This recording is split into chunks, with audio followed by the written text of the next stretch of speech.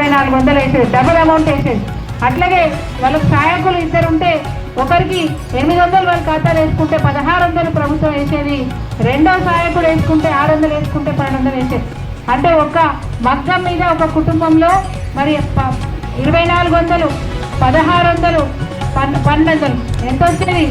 6200 రూపాయలు వచ్చేది ఒక కుటుంబానికి. బంద్ పెట్టిండి ఇప్పుడు రేవంత్ రెడ్డి, కాంగ్రెస్ ప్రభుత్వం బంద్ పెట్టింది. చేనేత బీమా పథకం బంద్ పెట్టింది. ఇక్కడ చింతకింది సత్యనారాయణ చనిపోతే వారం రోజుల 5 లక్షల మంజూరీ పత్రం నేనే తీసుకొచ్చి ఇచ్చిన.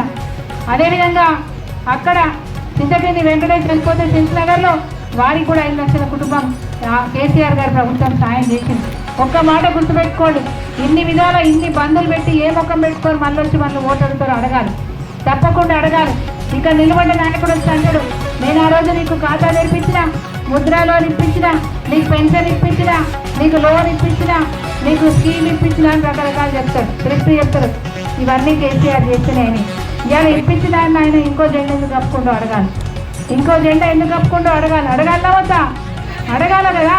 అంటే ఏడు అధికారం ఉంటే గట్టయిపోతారా మీరు? ఏట